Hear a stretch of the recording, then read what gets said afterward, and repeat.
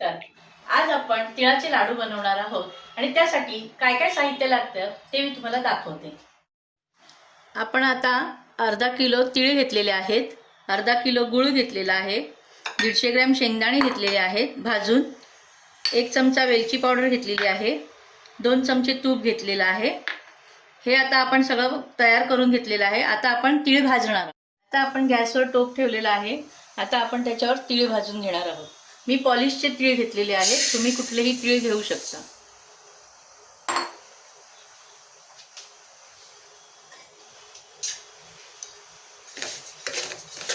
तीळ मंद आचेवर भाजून घ्यायचे।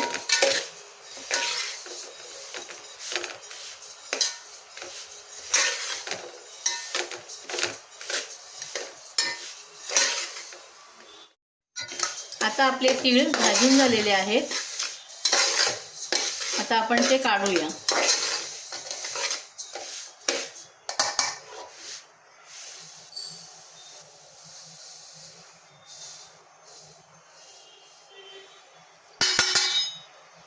आता आपण दोन चमचे तूप घालायचे आणि हा गूळ वितळवायला टाकायचा।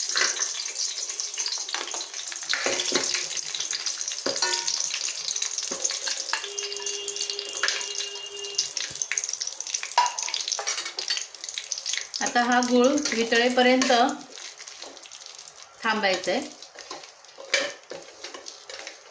ह्या गुळाला एकतारी पाक आला पाहिजे, गूळ पूर्ण वितळलेला पाहिजे। आता त्याच्यानंतर आपण त्याच्यात बाकीचे सामान टाकायचं आहे। आता आपण गूळ वितळून घेऊया। आपला गूळ वितळून झालेला आहे। आता त्याला एकतारी पाक येतोय का बघायचंय। त्याच्यासाठी असं बोट हे करायचं गुळामध्ये आणि अशी तार येते बघा। तर आपला हा पाक तयार झालेला आहे। तर त्याच्यामध्ये आपल्याला तीळ घालायचे, आपण भाजून घेतलेले तीळ आहेत ते घालायचे, शेंगदाणे घालायचे आणि वेलची पावडर आणि हलवून घ्यायचे। तुम्ही याच्यात सुकं खोबरं पण घालू शकता, भाजकी डाळ पण घालू शकता, तुमच्या आवडीनुसार तुम्ही घालू शकता। असं सगळं मिश्रण एकजीव करून घ्यायचंय।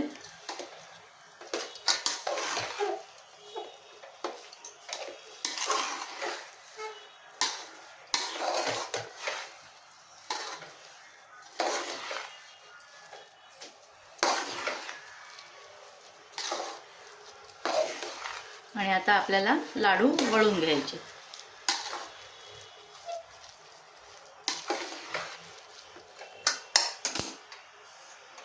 हे असं मिश्रण सगळं एकजीव करून घेतलं आहे आपण।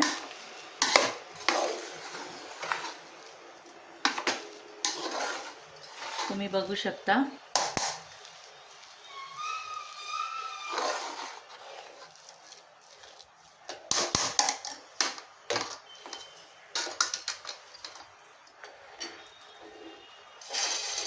आणि आता आपण हे गॅसवरनं खाली उतरवतो।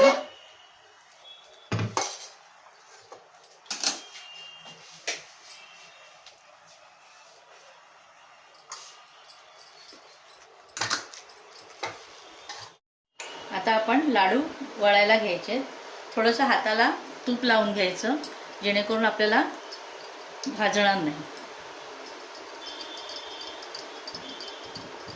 हा बघा, हा लाडू वळून झालेला आहे।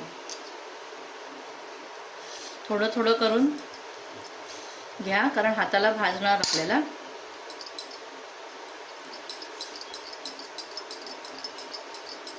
हा बघा, हा आपले लाडू झालेले आहे।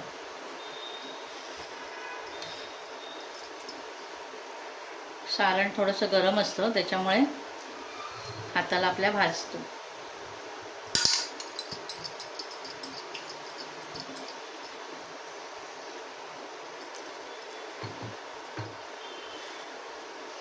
आपण चमच्याच्या आधाराने घ्यायचं आणि लाडू वळायचे। हा बघा, किती सुंदर लाडू झालेला आहे।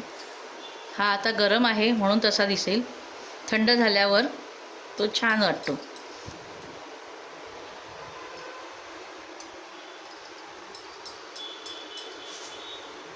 आता आपण सर्व लाडू बनवून घेऊ.